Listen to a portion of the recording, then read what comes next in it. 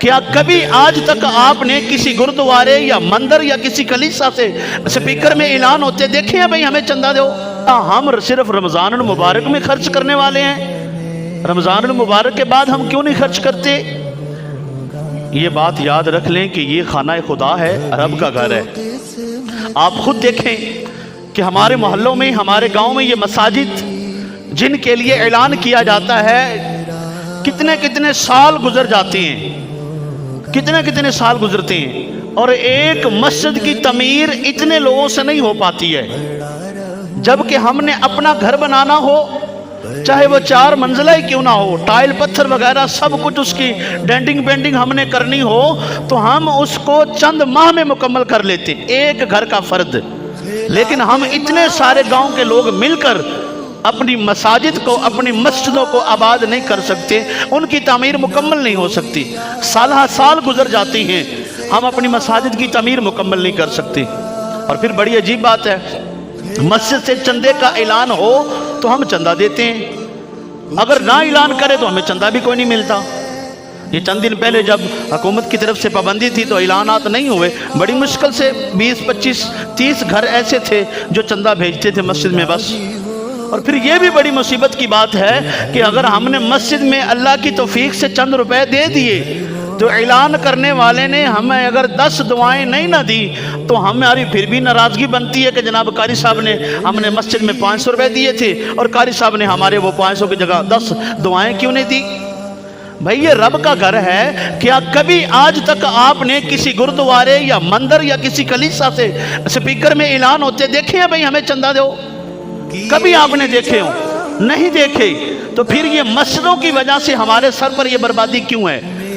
ہم اتنے وہ کیوں پیچھے چلے جاتے ہیں؟ ہمارا یہ عبادت کا گھر ہے، خانہ خدا ہے، ہم نے یہاں بیٹھ کے قرآن پڑھنا ہے، پڑھانا ہے، سیکھنا ہے، اور ہم نے یہاں بیٹھ کر نمازیں ادا کرنی ہے۔ ہمیں پتہ بھی ہے، ہر کسی کو پتہ ہے کہ ہمارا ایک ایک روپیہ دیا ہوا رب کی بارگاہ میں انشاءاللہ قبول ہوگا۔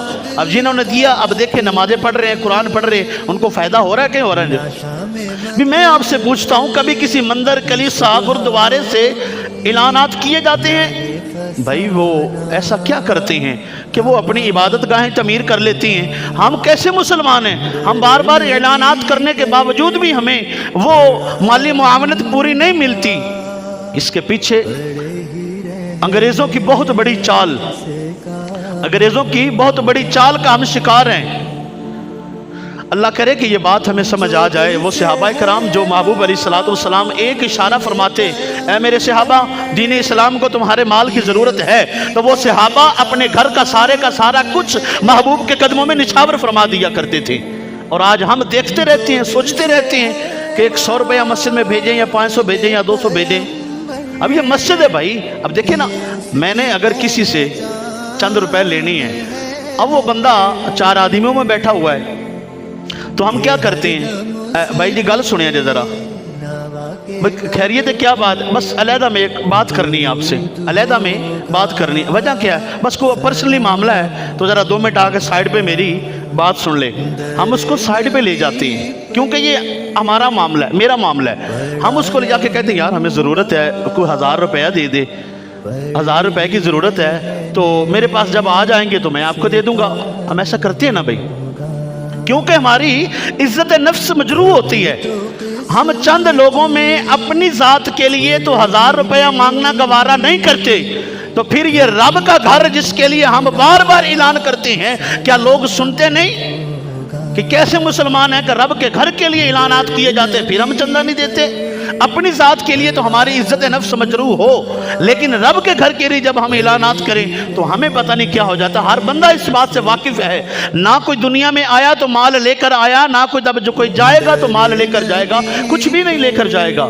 تو پھر روپے پیسے سے اتنا پیار، اتنی محبت اور اتنی اہمیت ہم کیوں دیتی ہیں؟ یہ جائیدادیں، یہ جگیریں، یہ مکانات، یہ محلات، یہ جانور، یہ زمینیں، یہ کچھ بھی نہیں فائدہ دینے والا انسان کو۔ وہ روپیہ پیسہ، وہ مال و دولت ساری زندگی انسان کماتا ہے، فائدہ اسی کا ہوگا جو اپنے ہاتھ سے رب کی بارگاہ میں خرچ کر جاتا ہے، اپنے ہاتھ سے خرچ کر جاتا ہے، اسی بات کا فائدہ ہے۔ بہرحال رمضان المبارک میں جس طرح ہم نے خرچ کیے، کیا آج بھی اب بھی ہم اس طرح خرچ کر رہے ہیں؟ اللہ ہمیں زیادہ سے زیادہ خرچ کی توفیق عطا فرمائے۔